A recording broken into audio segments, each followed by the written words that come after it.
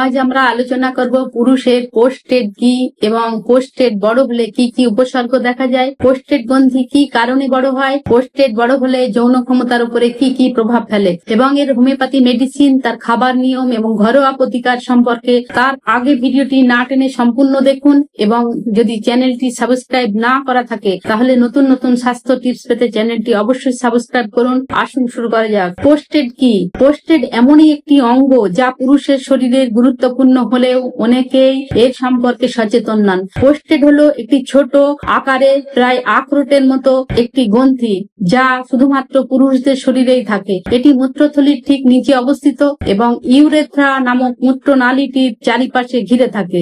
এই গ্রন্থির প্রধান কাজ হলো বীর্যের একটি গুরুত্বপূর্ণ অংশ তৈরি করা যাকে বলা হয় পোস্টেড ফ্লুইড, এবং এটি তরল বীর্যে মিশে শুক্রাণুকে রক্ষা করে।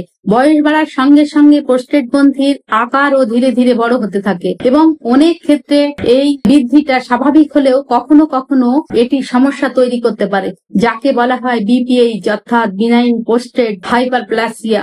এই অবস্থায় প্রস্রাব ত্যাগের সময় বাধা সৃষ্টি হয় এবং প্রস্রাবের ধারার চাপ কমে যায়। অনেকক্ষণ প্রস্রাব আটকে রাখা যায় না বা প্রস্রাবের প্রবাহে ছেঁড়া খোড়া ভাব আসে। অনেক সময় পোস্টেড ইনফেকশন বা পোস্টেড ক্যান্সারের মতো গুরুতর সমস্যা দেখা দিতে পারে। সেগুলো যদি সময় মতো ধরা না পড়ে তাহলে বড় বিপদের কারণ হয়ে দাঁড়াতে পারে। তাই পুরুষদের উচিত 40 বছর বয়সের পর থেকে নিয়মিত স্বাস্থ্য পরীক্ষার মাধ্যমে পোস্টেডের অবস্থা যাচাই করা। আজকের যুগে চিকিৎসা বিজ্ঞানের অগ্রগতির ফলে পোস্টেডের সমস্যাগুলো সহজেই চিহ্নিত করা ও নিয়ন্ত্রণ করা সম্ভব, কিন্তু তার জন্য দরকার সচেতনতা।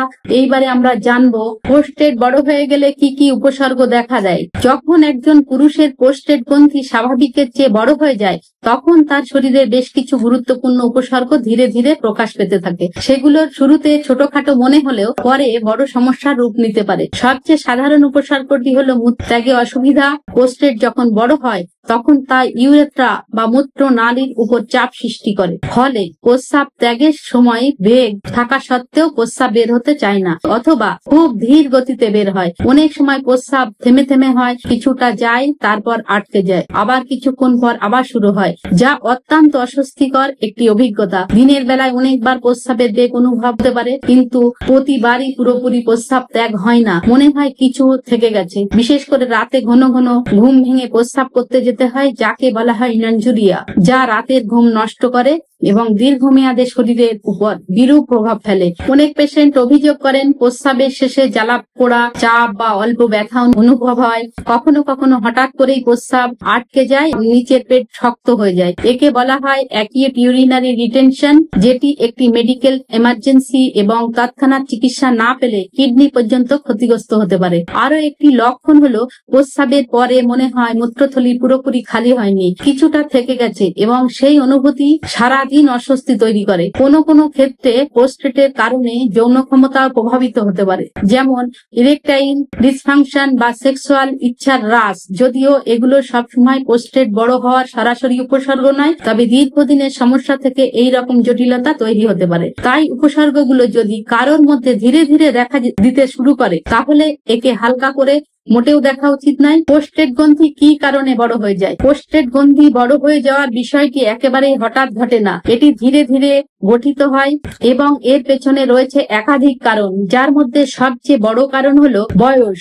সাধারণত 40 বছর পেরোনোর পর থেকেই পুরুষের শরীরে হরমোনের স্বাভাবিক পরিবর্তন ঘটতে শুরু করে। বিশেষ করে টেস্টোস্টেরন ও ইস্ট্রোজেনের অনুপাতে সামান্য পরিবর্তন আসে, যার প্রভাবে পোস্টেডের কোষগুলো ধীরে ধীরে বাড়তে থাকে। এই অবস্থাটিকে চিকিৎসা বিজ্ঞানের ভাষায় বলা হয় বিপিএইচ, যা ক্যান্সার নয় তবে অস্বস্তিকর জটিল উপসর্গ তৈরি করতে পারে। বয়সজনিত এই পরিবর্তনের বাইরে জেনেটিক বা পারিবারিক কারণও বড় ভূমিকা পালন করে। যদি কারো বাবা দাদা এই সমস্যায় ভুগে থাকেন তাহলে তার ভবিষ্যতে এই রোগে আক্রান্ত হওয়ার সম্ভাবনা অনেক বেশি থাকে। এছাড়া হরমোনাল ভারসাম্যহীনতা, বিশেষ করে টেস্টোস্টেরনের হ্রাস এবং ডাইহাইড্রোটেস্টোস্টেরনের মাত্রা বেড়ে যাওয়ায় পোস্টেডের কোষ বৃদ্ধির অন্যতম কারণ। দীর্ঘদিন ধরে শারীরিক পরিশ্রমের অভাব, অত্যাধিক মেদ, বিশেষ করে পেটের চর্বি এবং অনিয়মিত জীবনযাত্রা পোস্টেড বৃদ্ধির ঝুঁকি বাড়িয়ে তোলে। ধূমপান, অ্যালকোহলের মাত্রাতিরিক্ত গ্রহণ এবং উচ্চ চর্বিযুক্ত খাদ্যাভ্যাস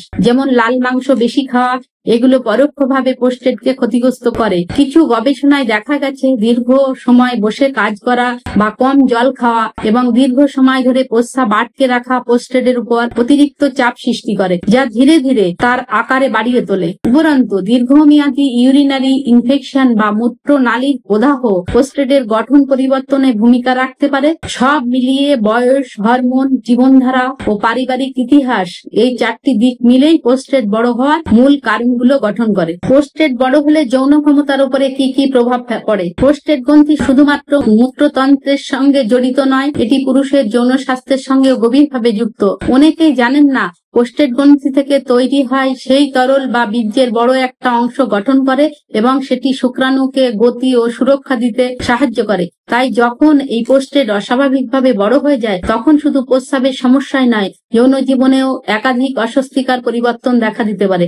প্রথমত অনেক পুরুষ এই সময় ইরেকটাইল ডিসফাংশন এর অসুবিধা অনুভব করেন, কারণ প্রোস্টেট বড় হলে নিম্ন পেটের অংশে স্নায়বিক বা রক্ত সঞ্চালনের চাপ সৃষ্টি হয়, যা যৌন উত্তেজনার জন্য প্রয়োজনীয় রক্ত প্রবাহের বাধা দেয়। দ্বিতীয়ত লিবিডো কমে যেতে পারে, অর্থাৎ যৌন ইচ্ছা কমে যেতে পারে, কারণ দীর্ঘদিনের অস্বস্তি, মাথা ব্যথা ও ঘুমের অভাব, মানসিক চাপ একত্রে মানসিকভাবে ক্লান্ত করে তোলে, যার ফলে যৌন ইচ্ছা কমে যায়। অনেক রোগী বলেন তলপেটে চাপ বা অস্বস্তি হয়, আবার কারো ক্ষেত্রে দেখা যায় বীর্য নির্গমনের সময় ব্যথা বা জ্বালাভাব। কিছু কিছু ক্ষেত্রে বীর্যপাত স্বাভাবিকের তুলনায় কমে যেতে পারে বা শুক্রাণুর গতি কমে যায়, যার প্রভাব পড়ে সন্তান ধারণের সম্ভাবনার উপরও। প্রোস্টেট বড় হলে ইউরেথ্রার প্রবাহ বাধাগ্রস্ত হয়। যেহেতু এই একই নালী দিয়ে বীর্য বের হয়, তাই যৌন ক্রিয়ার সময় স্বাভাবিক প্রবাহ অনুভূতিতে ব্যাঘাত ঘটে। তবে এই কথা মনে রাখা দরকার, সব পুরুষের ক্ষেত্রে একইভাবে যৌন সমস্যা প্রকাশ পায় না। কারো উপসর্গ খুব তীব্র, কারো আবার একেবারেই সামান্য। এই ধরনের সমস্যায় অনেকে ভুলে যান এটা শুধু শারীরিক নয়, মানসিক প্রভাবও অত্যন্ত গভীর। কারণ একজন পুরুষের আত্মবিশ্বাস, পারিবারিক সম্পর্ক, এমনকি মানসিক স্বাস্থ্যের উপরও যৌন সমস্যার বড় প্রভাব ফেলে। তাই লজ্জা না করে সময় মতো চিকিৎসা নেওয়া এবং প্রিয়জনের সঙ্গে এই বিষয়টি খোলামেলা আলোচনা করা অত্যন্ত প্রয়োজন। স্মরণে রাখবেন, যৌন সমস্যা প্রোস্টেট বড় হওয়ার একটা অংশ, এটাকে আলাদা করে দেখে লজ্জার কিছুই নেই। বরং চিকিৎসার মাধ্যমে থাকলে অনেক পুরুষ এই সমস্যা থেকে মুক্তি ও স্বাভাবিক জীবন ফিরে পেতে পারেন। তাই প্রতিরোধের জন্য প্রয়োজন সচেতনতা ও সঠিক জীবনধারা এবং নিয়মিত চিকিৎসা।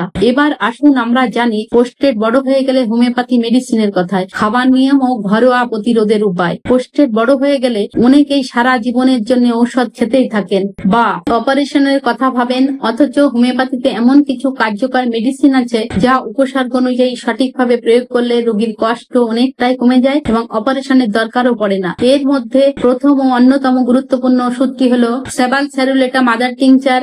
এই ওষুধটি প্রোস্টেট সমস্যায় সবচেয়ে বহুল ব্যবহৃত, নিরাপদ ও কার্যকর একটি হোমিওপ্যাথি পথ্য।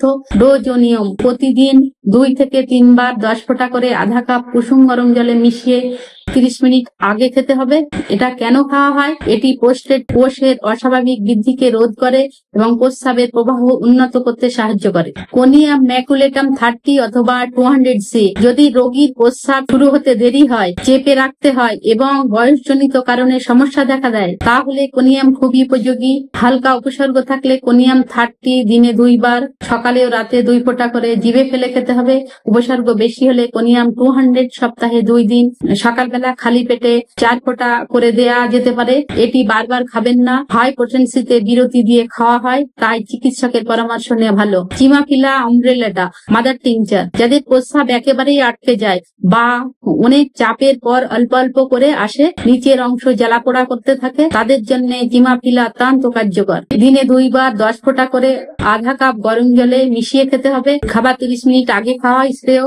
এছাড়া সিমটমস মিলিয়ে আরো হোমিওপ্যাথিক ওষুধ আছে, যদি প্রয়োজন হয় কমেন্টে জানাবেন। উল্লেখযোগ্য বিষয়, অনেক সময় সেবালস্যারুলেটা ও চিমাফিলা অমব্রেলাটা মাদার একসঙ্গে পর্যায়ক্রমে ব্যবহার করা যেতে পারে, তবে চিকিৎসকের পরামর্শ অনুযায়ী অবশ্যই খাওয়া উচিত। এবার আসা যাক খাদ্যাভ্যাসের দিকে। প্রোস্টেট সমস্যা নিয়ন্ত্রণে রাখতে গেলে প্রথমে বাদ দিতে হবে চর্বিযুক্ত খাবার, বিশেষ করে লাল মাংস, ভাজাভুজি এবং অতিরিক্ত দুগ্ধজাত খাদ্য। বেশি করে রাখতে হবে সবুজ শাকসবজি, বিশেষ করে ব্রোকলি, পালং শাক, টমেটো, বিট, মূলা, কারণ এগুলোর মধ্যে রয়েছে অ্যান্টিঅক্সিডেন্ট এবং লাইকোপিন, যা প্রোস্টেট কোষের অস্বাভাবিক বৃদ্ধিকে ঠেকাতে সাহায্য করে। দৈনিক পর্যাপ্ত পর্যাপ্ত পরিমাণ জল পান করা অত্যন্ত জরুরি।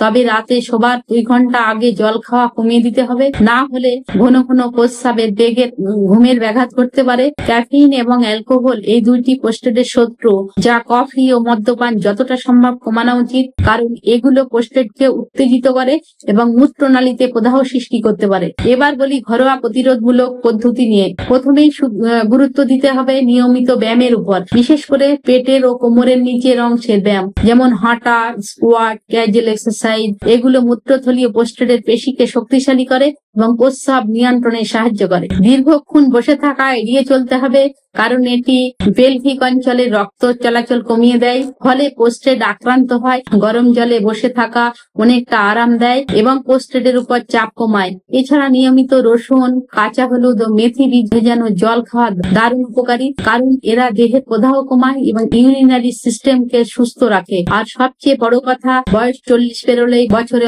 অন্তত একবার পোস্টেড পরীক্ষা করানো উচিত, কারণ প্রাথমিক পর্যায়ে ধরা পড়লে এই সমস্যাগুলি খুবই সহজে নিয়ন্ত্রণ করা সম্ভব।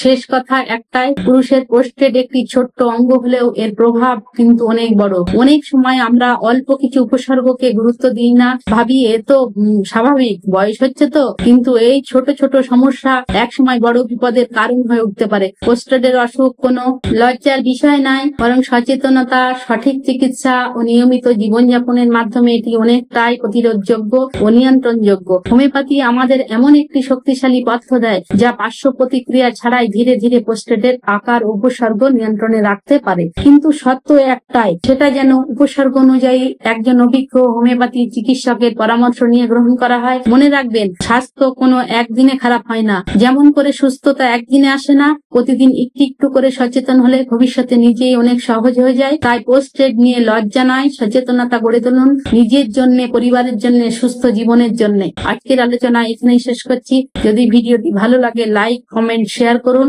আর যদি চ্যানেলটি সাবস্ক্রাইব না করে থাকেন তাহলে অবশ্যই সাবস্ক্রাইব করুন। Thank you.